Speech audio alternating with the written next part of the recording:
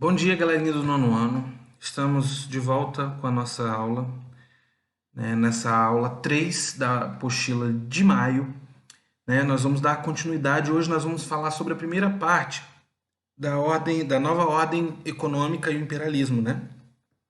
Então, nas aulas anteriores a gente veio falando até a história nacional, né? A história do Brasil, falando sobre a crise da monarquia e a proclamação da República. Hoje a gente já vai falar um pouco da história mundial, um pouco do imperialismo. Então, no século XIX, ocorreu significativa expansão dos estados capitalistas europeus, particularmente da Inglaterra e França. Então, os governos aliados às grandes empresas desses países, os governos aliados às grandes empresas desses países partiram para a conquista de colônias, disputando território e poder. Os alvos principais foram a África e a Ásia. Então, os principais objetivos para esse neocolonialismo, também chamado de imperialismo, eram. Então, quando a gente chama de neocolonialismo, a gente está falando de um novo colonialismo, de uma nova colonização.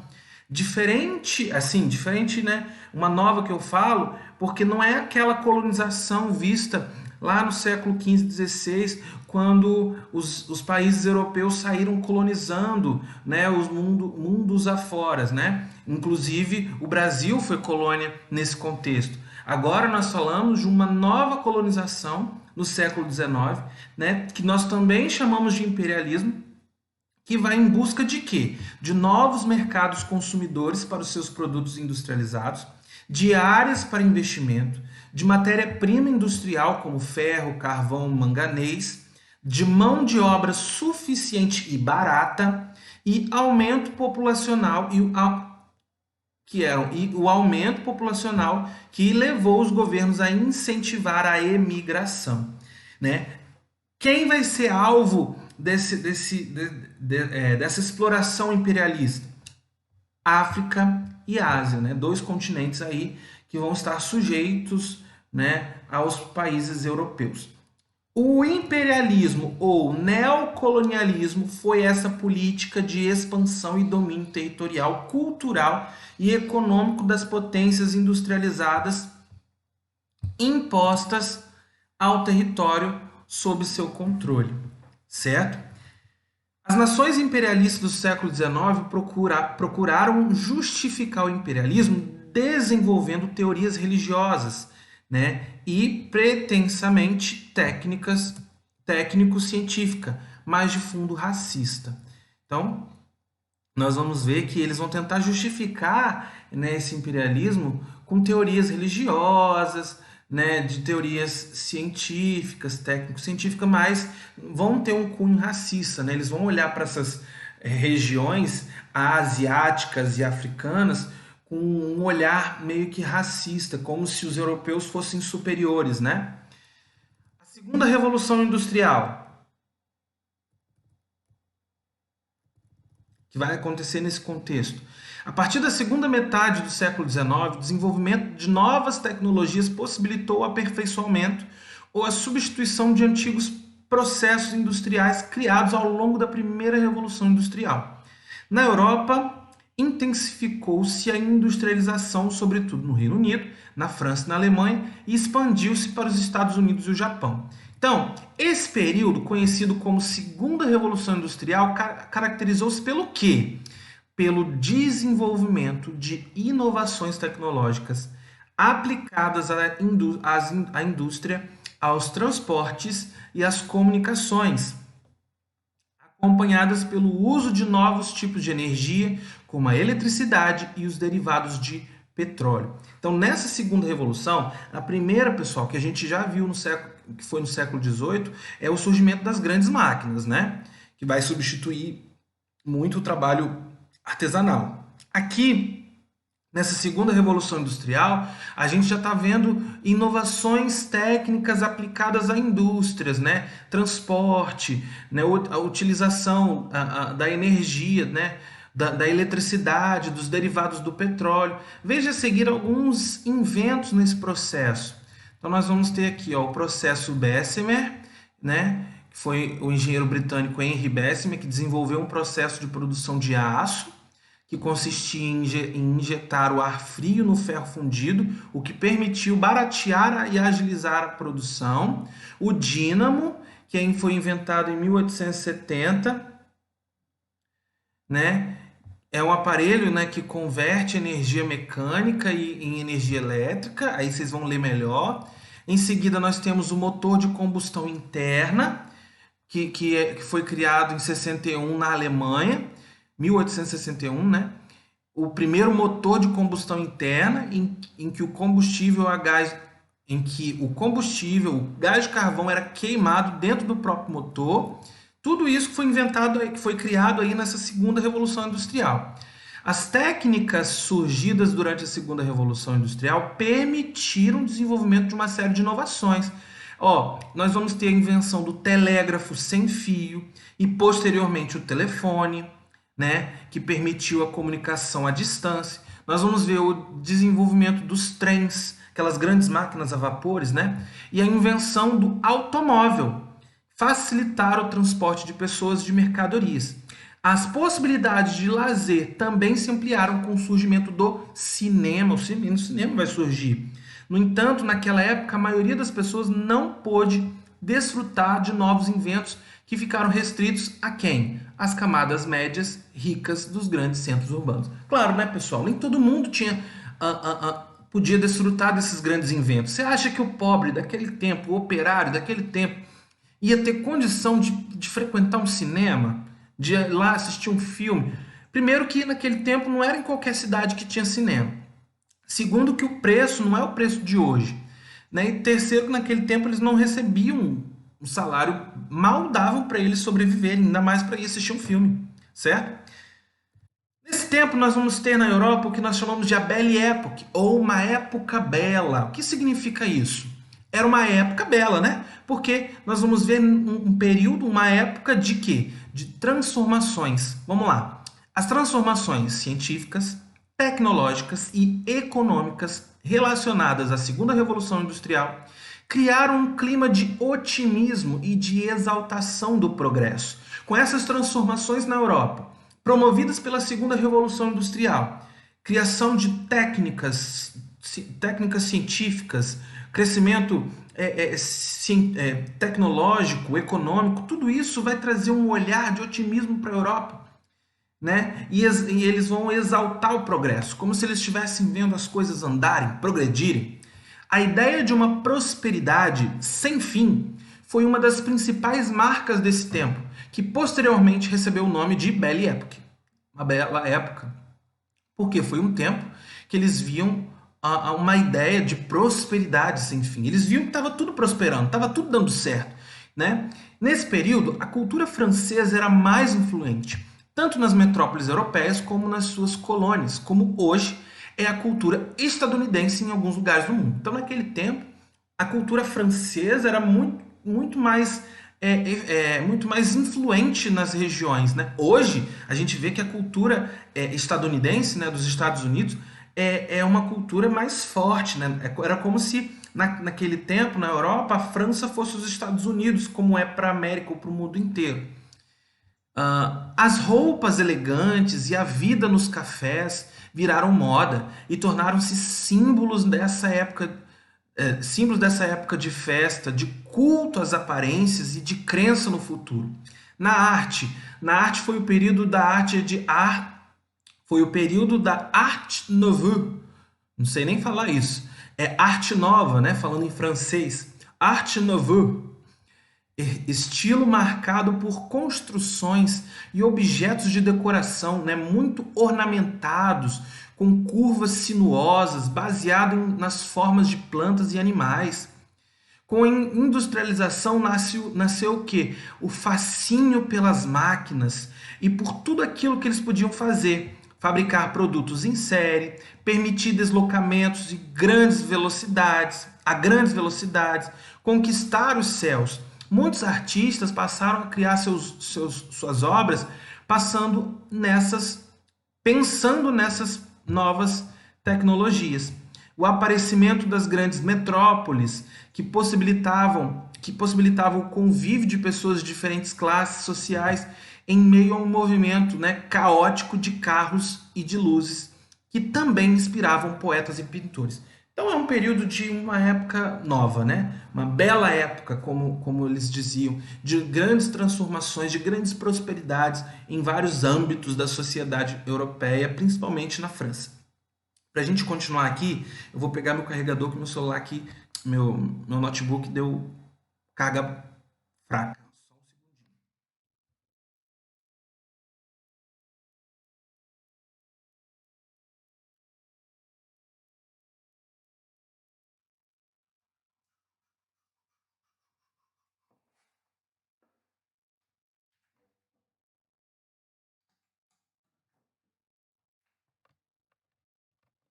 Aí sim, eu, eu eu tive que pegar o carregador porque meu notebook, né, já viu, quando ele dá a bateria fraca, ele desliga em dois tempos. Aí eu não queria interromper a nossa aula. Mas vamos lá. Foi até bom para a gente dar uma respirada, né? Porque a nossa aula tem bastante detalhe. Então deu uma respirada, aproveitou. Se você quiser até dar pausa no vídeo, vai lá, bebe uma aguinha e volta para a gente continuar. Eu não ligo de ficar parando, pessoal, porque é vídeo, né? Vocês vão estar vendo. Se fosse ao vivo, né, igual nas nossas chamadas, eu não ligava, não. Eu até dava uma parada. Mas como é vídeo, se você cansar, dá uma pausa no vídeo, vai lá, bebe uma aguinha e volta. Vamos lá então. A pobreza nas grandes cidades. Em diversos países da Europa, o avanço da industrialização foi acompanhado por mudanças. No campo, né? O regime de terras comunais foi chegando ao fim e a mecanização do cultivo avançou, processo que favoreceu os grandes proprietários rurais e a uma nascente burguesia agrária, né? Esses grupos foram concentrando recursos e passaram a ser investidos na modernização capitalista. A situação dos pequenos proprietários agrícolas se agravou com uma primeira crise econômica no capitalismo entre 1873 e 1896, que provocou a queda generalizada dos preços dos produtos. Expulsos da zona rural, milhões de camponeses e assalariados se dirigiram para as cidades em busca de trabalho nas fábricas e no serviço. Pessoal, se a gente for analisar em vários períodos da história da Europa, nós vamos ver várias crises, né? Tanto que quando nós estudamos sobre o feudalismo, eu expliquei para vocês é, que houve um período ali em que muitos camponeses foram para as cidades para buscar novas melhorias de vida, né, de emprego. Mas isso não significa que os campos foram abandonados? Claro que não. Muitos camponeses ainda continuaram sendo camponeses, não foram para as cidades, até porque muitos trabalhos precisavam se manter, né? Novas pessoas vieram ao longo desses anos, imigrantes, né, que vieram para assumir esse trabalho, porque muitos trabalhos agrícolas precisavam continuar. Então nós vamos ver aqui uma nova crise, agora uma crise do capitalismo, certo? E vai causar o quê? Expulsos da zona rural, milhões de camponeses e assalariados se dirigiram para cidades em busca de trabalho nas fábricas e nos serviços. O acelerado êxodo rural, nós já vimos esse termo antes, então ele se repete agora, né? O acelerado êxodo rural transformou a paisagem de muitas cidades europeias. Surgiram nesse período as vilas operárias de condições bastante precárias, como mostra o texto. Esse texto aqui, pessoal, as cidades não tinham estrutura para receber essas pessoas, né? Ainda mais pessoas nessas condições, não eram pessoas ricas, eram pessoas pobres, eram camponeses. Então, as cidades vão meio que se marginalizar, vão ficar em condições precárias. Olha só um trecho.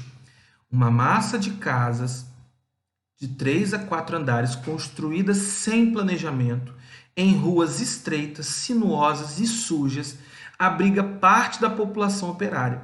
Nas ruas, um mercado de legumes e frutas de má qualidade se espalha, reduzindo o espaço para os passantes. Nas casas, até os porões são usados como um lugar de morar e em toda parte acumulam-se detritos e água suja. Olha a condição das cidades. Percebam? Não é uma cidade, não são cidades totalmente planejadas e pensadas. É claro que quem tinha muito dinheiro, né, a grande elite, a grande burguesia, viviam em regiões viviam em regiões muito bem, ah, em regiões muito bem estruturadas, né? Então vamos lá. Entendendo melhor sobre a crise do capitalismo industrial. Ao longo do século XIX, os avanços tecnológicos permitiram aumentar a produtividade e baratear os produtos industriais, as matérias-primas e os alimentos. Então, a gente viu, né, a segunda revolução industrial, e esses avanços que vai acontecer, né, na tecnologia vai permitir aumentar a produção, né, e baratear os produtos industriais, as matérias-primas, ok. Mas a euforia gerada pelas conquistas da segunda revolução industrial logo seria abalada pela primeira grande crise mundial do capitalismo em 73, que nós acabamos de citar, né, com efeitos que se arrastaram por vários anos. A crise econômica na Europa teve origem no crescimento acelerado na produção industrial, que resultou na queda acentuada do preço. Então, se eu tô tendo uma produção mais acelerada, eu vou ter muitos produtos. Se eu tenho esses muitos produtos, eu consigo manter eles num preço lá em cima? Não, o preço acaba caindo. Olha lá, queda acentuada do preço. E na necessidade de mais matérias-primas, maior mercado consumidor e novas fontes de energia. Além disso, as novas atividades econômicas, como as desenvolvidas com a exploração de petróleo e com a criação de usinas hidrelétricas, necessitavam de grande investimento de capital que não podia ser obtido das famílias ou das pequenas sociedades industriais. As tensões sociais geradas pela crise econômica acabaram produzindo revoltas e violência no país. O que vai acontecer? Como essa acelerada produção industrial e essa queda dos produtos, do preço dos produtos, vai necessitar o quê? Quanto mais eu produzo, mais eu preciso de matéria-prima. Então eu vou precisar de mais matéria-prima, vou precisar de mais mercado consumidor, porque, poxa, eu estou produzindo muito, eu não tenho tantas pessoas que compram, então eu preciso de mais mercado, eu preciso de levar os meus produtos para lugares que compram os meus produtos, senão vai exceder e eu não vou gastar. Então, isso vai gerar uma crise, né? Aí as novas atividades econômicas, né, que causavam, né, lucro, como a exploração do petróleo e a criação de usina hidrelétrica, não eram construções fáceis de se fazer. Olha lá, ó, necessitava de grande investimento de capital que não podia ser obtido das famílias, né? Então isso vai causar aí uma grande crise que vai trazer revolta e violência, né, pelo país. A era do capitalismo financeiro, vamos lá. Até os meados do século XIX, as empresas familiares eram responsáveis por grande parte da produção industrial. O próprio empresário investia parte dos lucros em sua fábrica na ampliação da produção. Porém, essa situação mudou com a segunda revolução industrial e essa crise da economia que nós vimos, né? Os efeitos da crise mostraram que as grandes empresas tinham mais condições de sobreviver e crescer com a aquisição de empresas em dificuldades. O resultado dessa avaliação foi o fortalecimento do capital bancário. As empresas carentes de capitais para financiar as novas tecnologias aplicadas à produção e conseguir assim produzir a preços mais competitivos, fundiram-se com os bancos. Então, o que vai acontecer aqui? Essas empresas, essas grandes indústrias, né, que tinham necessidade de um investimento grande, né, nessas novas tecnologias, como de petróleo, como de usina hidrelétrica que eu citei logo minutos atrás, precisava de grande capital. Então, o que eles vão fazer? Vão se fundir aos bancos, né? Vão produzir, eles vão acabar financiando, né, e se fundindo aos bancos. Então, eles não apenas concediam créditos às empresas, como passaram a controlá-las por meio de compra de suas ações. Então, os bancos aí não vão vou só fornecer crédito a essas empresas. Não, eles também vão comprar as ações da empresa e vão também controlar, né? A fusão do capital bancário com o capital produtivo deu origem ao capital financeiro. Então, se perguntar o que deu origem ao capital financeiro? a fusão, a junção, a união do capital dos bancos ao capital produtivo da empresa. Então, controlando cada vez mais o crédito, a produção agroindustrial e o comércio, o capital financeiro se transformou na maior fonte de lucros e no responsável por abastecer a economia capitalista mundial, promovendo com isso uma enorme concentração de capitais. Então isso vai crescer muito e vai promover uma enorme concentração de capitais. Além disso, o processo de concentração de capitais foi impulsionado pela criação de diferentes formas de associações empresariais. Quando um número limitado de empresas domina determinado ramo de mercado, cria-se uma situação conhecida como oligopólio, na qual a competição entre as empresas é limitada, reduzindo as opções de quem vai adquirir um produto ou serviço. A formação dos oligopólios resultou em uma enorme concentração de capital e no poder crescente desses grupos sobre o Estado Nacional. Então, só para a gente entender aqui, quando esse número limitado de empresas domina determinado ramo do mercado, ele é criado esse oligopólio que vai fazer o quê? Na qual a competição entre as empresas é limitada, reduzindo as opções de quem vai adquirir um produto ou serviço. Então, ele limita essas empresas adversárias, né? Essas empresas que possuem, que dominam o mesmo ramo do mercado, né? Isso vai resultar numa enorme concentração de mercado e no poder crescente desses grupos. Associações empresariais, olha lá, nós temos o trust, é a fusão de várias empresas com o objetivo de controlar todo o mercado produtivo, né? Nós temos o cartel, que é o acordo estabelecido entre diferentes empresas e o objetivo de dividir o mercado e combater a concorrência. E nós temos o holding, que é a participação de uma empresa como principal acionista e controladora de empresas de diversos setores. Estamos finalizando? Estamos finalizando. Vamos lá. A expansão imperialista. A formação de grandes oligopólios ligados ao capital industrial e bancário não foi suficiente para combater os efeitos da crise. Então, os oligopólios que tentaram ali limitar, né, que empresas divergentes tivessem ali grandes disputas, essa formação não é o suficiente para combater os efeitos da crise, conter a queda dos preços e nem garantir mercados para os novos produtos da indústria. Para tentar solucionar o problema, as grandes potências econômicas do Império adotaram uma série de medidas protecionistas que restringiam a entrada de mercadorias industrializadas em seus países. O que vai acontecer? Além disso, um conjunto com empresas oligopolistas, os governos dos países industrializados iniciaram um processo de expansão colonial em diferentes regiões, especialmente na África e na Ásia.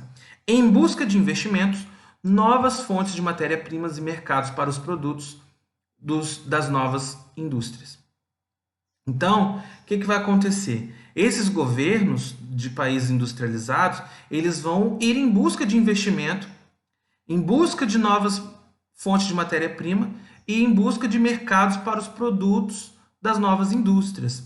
Esse processo de expansão territorial das potências industrializadas e da dominação política e econômica imposta aos territórios sob seu controle é conhecido como imperialismo ou neocolonialismo. Então, até então, a gente começamos a falar sobre o imperialismo e neocolonialismo porque a gente precisava entender o contexto, né? A gente viu que a Europa vinha de uma bela época, de uma revolução industrial, de um grande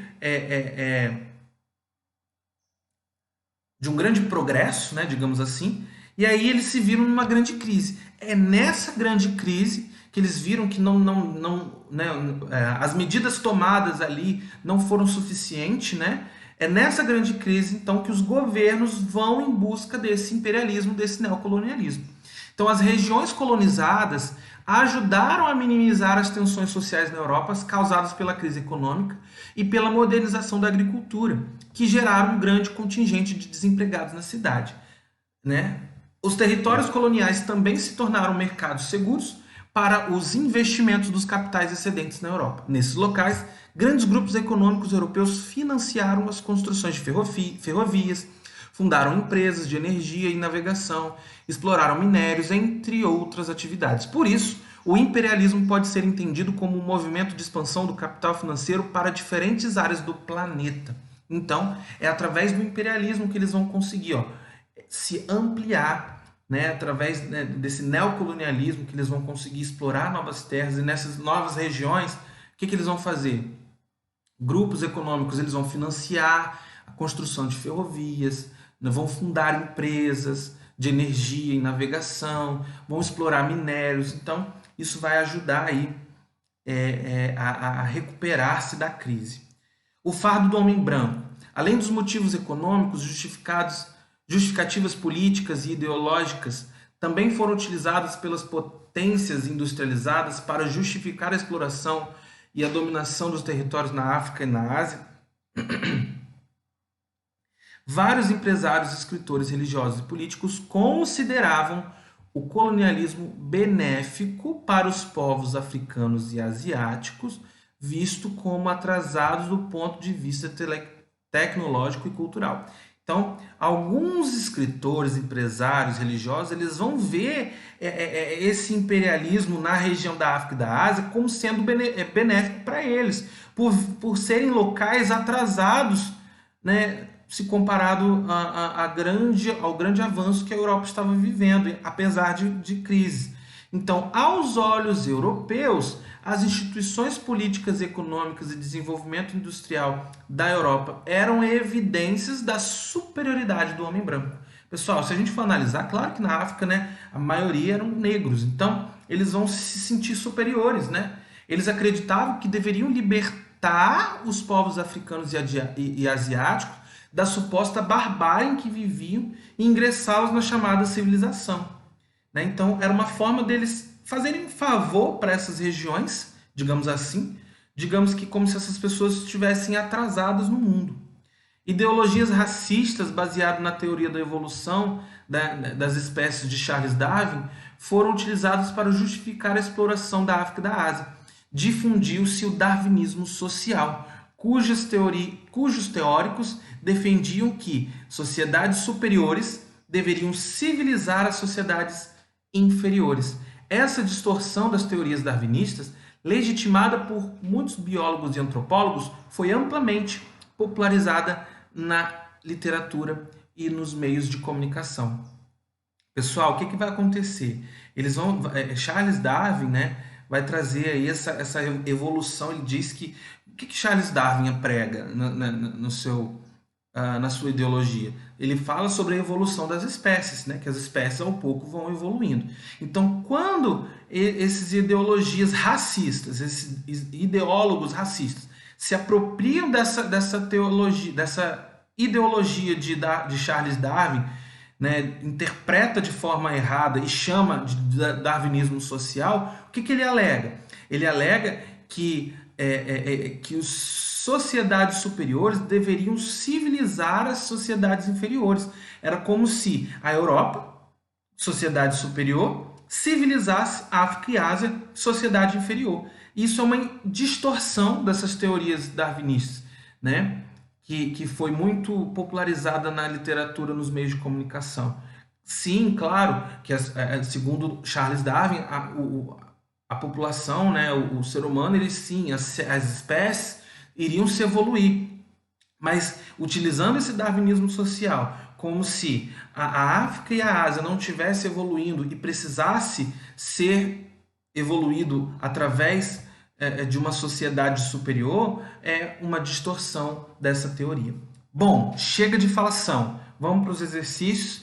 Aqui, na 11, nós vamos falar sobre a segunda revolução, que a segunda revolução industrial caracterizou-se pelo desenvolvimento de uma série de inovações técnicas. Cite algumas dessas inovações e comente a importância delas para as potências industrializadas no final do século XIX. Volta no texto e cite e comente sobre essas inovações. 12. Qual foi o motivo da grande crise do capitalismo de 73? 13. Escreva sobre o darwinismo social.